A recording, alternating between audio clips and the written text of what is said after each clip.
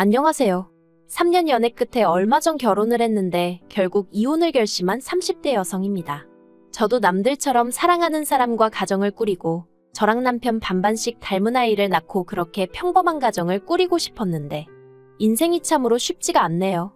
남들이 미리부터 시댁 식구들 만나봤자 좋을 거 없다고 해서 남편한테 프로포즈를 받고 나서야 시댁 식구를 만나기 시작했거든요.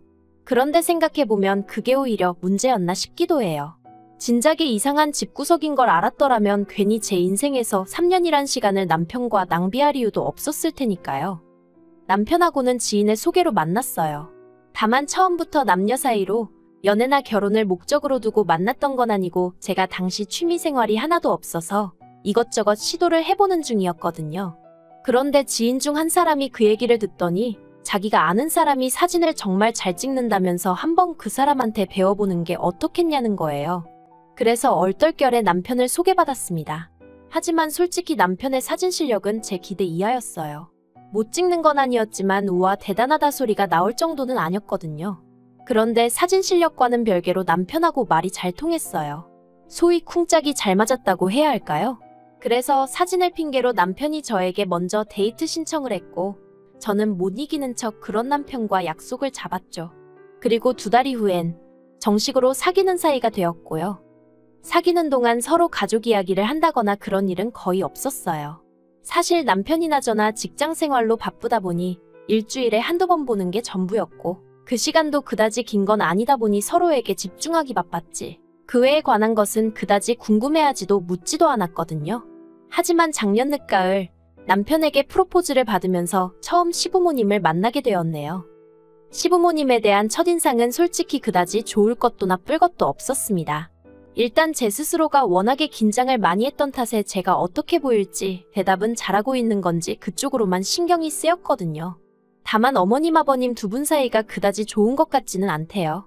그리고 역시나 제 예상대로 집에 돌아오는 길에 남편이 말하길 실은 아버님이 젊은 시절 어머님 속을 많이 썩이셨답니다. 사업도 3번이나 망하셨고 그 와중에 바람까지 펴서 어머님이 마음고생을 많이 하셨다는 거예요. 이미 다 지난 과거라며 별일 아니라는 듯 이야기를 하는 남편에게 차마 놀랐다는 반응을 보일 수가 없어 짐짓 저도 그렇구나 하고 아무렇지 않은 척은 했지만 솔직히 당황스러웠던 게 사실이에요. 아들은 결국 아버지를 닮게 돼 있다는 말도 생각나고 하지만 그때는 그래도 제 눈에 콩깍지가 씌어있기도 했고 그간 지켜본 남편은 절대 그럴 사람은 아니라는 믿음이 있었거든요. 그래서 당황스러웠던 마음도 잠시 이내 별일 없었던 듯 결혼 준비를 이어나갔죠.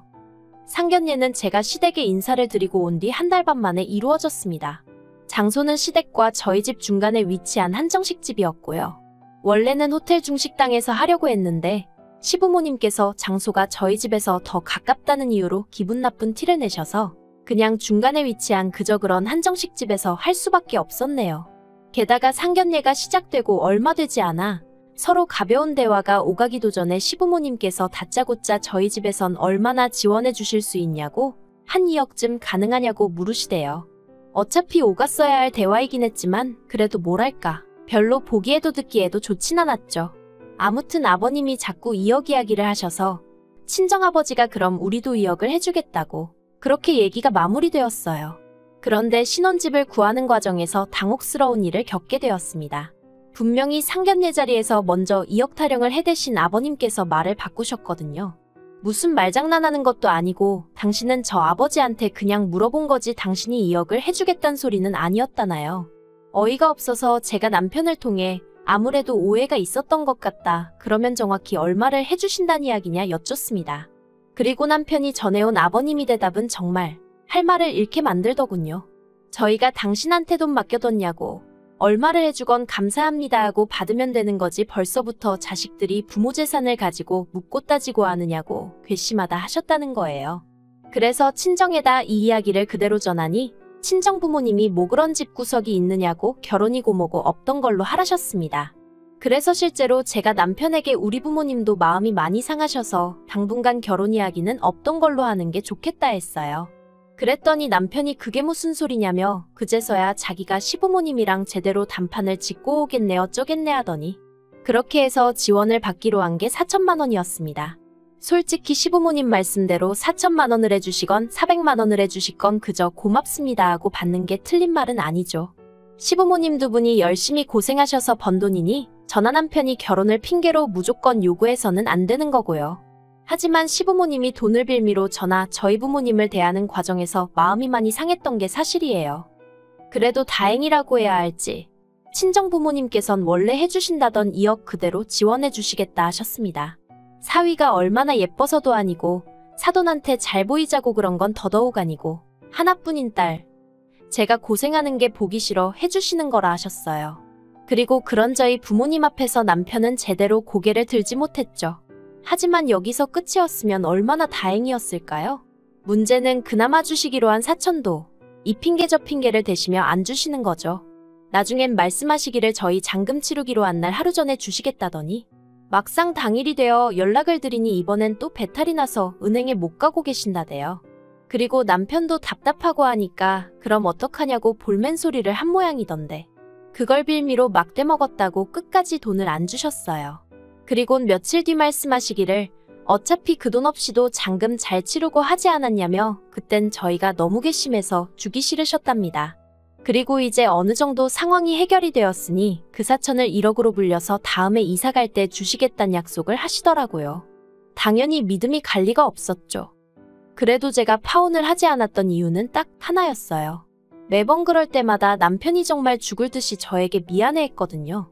자기가 중간에서 역할을 제대로 못한 탓이다. 자기도 자기 부모님이 저렇게 쉽게 말을 바꾸시는 분들인 줄은 몰랐다. 어쨌든 미안하다. 그리고 저희 친정부모님한텐 또 엄청나게 깍듯하기도 했어요. 사실 저희 친정아버지가 저를 무척 예뻐하시긴 하셨지만 늘 아들 하나 있었으면 하시는 걸 알고 있었거든요.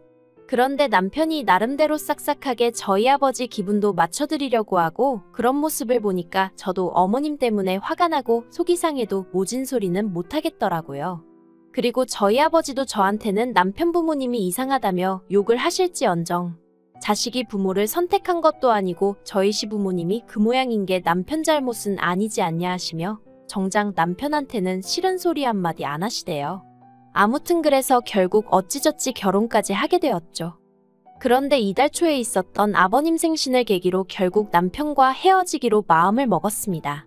이걸 어디서부터 어떻게 말을 꺼내야 하나 싶은데 사실 아버님 생신을 앞두고 남편한테 보통 어떻게 축하를 하냐고 물어봤었는데 그 내용이 충격적이었어요. 저는 그냥 가족끼리 모여서 식사하고 선물 주고받고 뭐 그 정도 생각하면서 올해 음식 정도는 내가 하면 되려나 싶었거든요. 그런데 그게 아니라 매년 아버님 생신이 되면 아버님 형제분들이 전부 다 시댁으로 모인다는 거예요.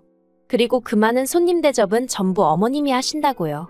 그래서 제가 남편더러 그러면 어머님 생신 때는 아버님이 그렇게 챙겨드리냐? 어머님 형제분들이 다 오시는 거냐 하니까 약간 허점을 찔린 듯한 표정을 짓더니 그건 아니고 아버님 생신 때만 그렇게 한다는 거예요. 좀 황당하더라고요.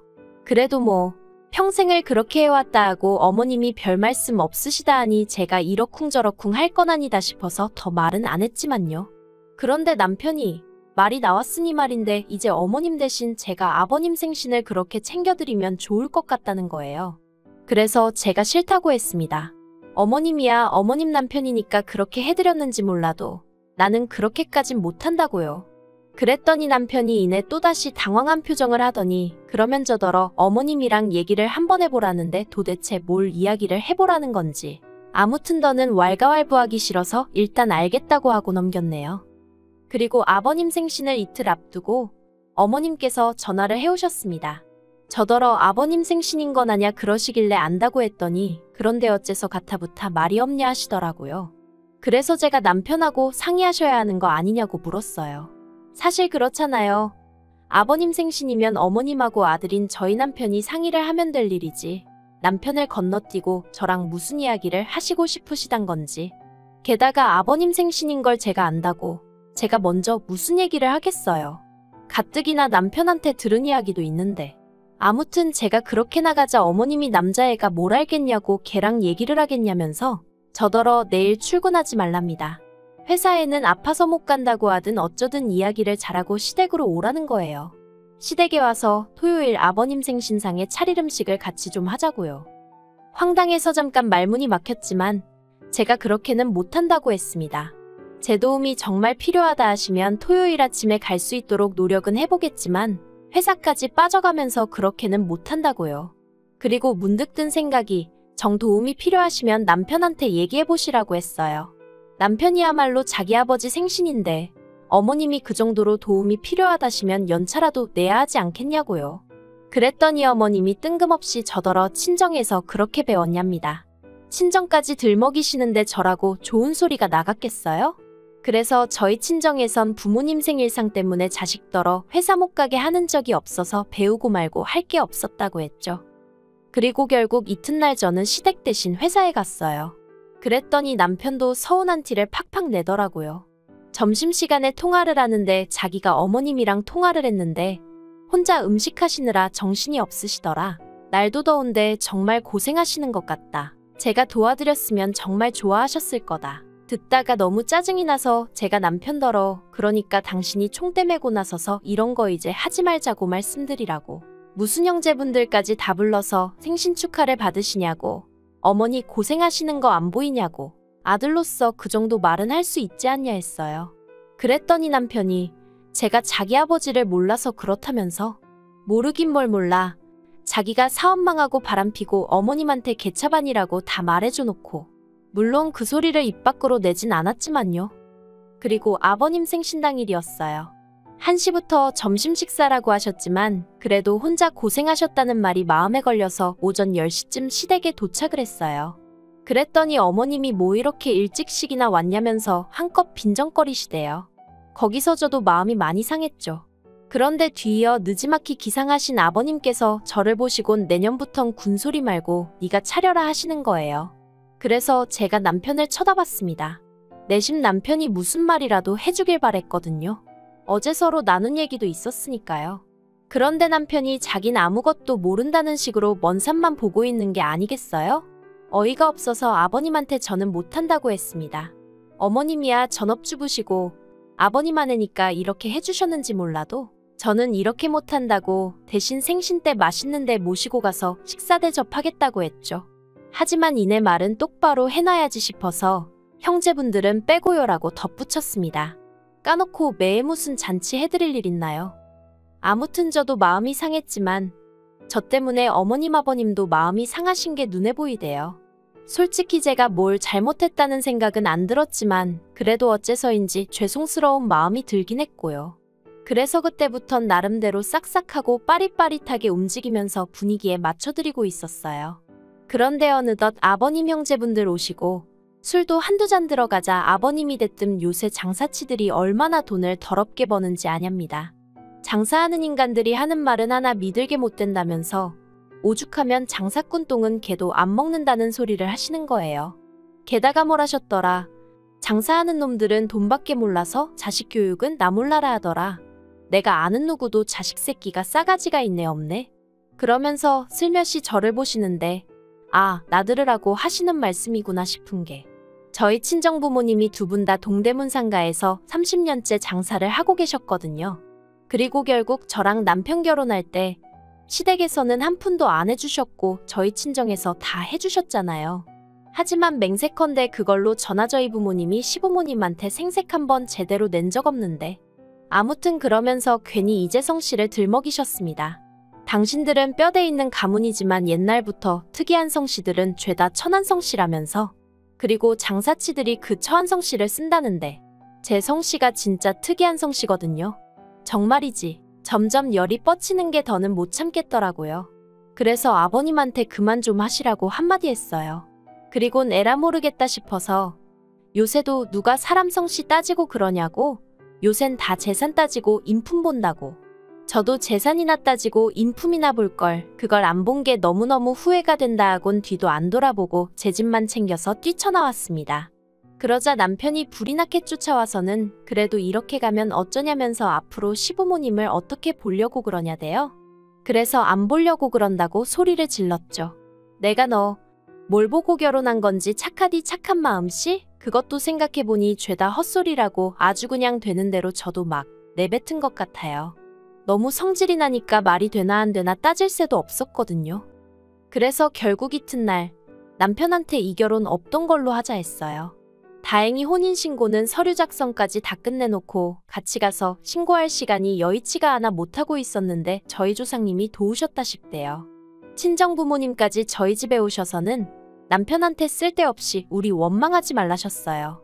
그리고 시부모님한테도 전화하셔서 장사치니 뭐니 이상한 소리 하지 말고 나이가 많은 것도 아닌데 어디 가서 돈이라도 벌라고 아들 하나 장가 보내면서 부모가 돼서는 쪽팔리지도 않았냐고 한마디 하셨다네요. 진짜 양반 집구석이면 이런 경우 없는 짓거리 하겠냐면서요.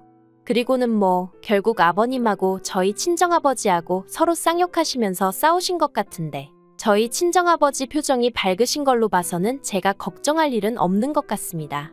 아무튼 이렇게 몇 달 만에 결혼 생활 종치고 나니까 여러 가지로 회의감도 들고 사람들 보기도 민망스럽고 정신이 없네요. 시간이 좀 걸리긴 하겠지만 그래도 더 깊은 수렁으로 빠지기 전에 발을 뺐다는 사실을 떠올리며 힘내서 이 시간도 견뎌봐야겠죠.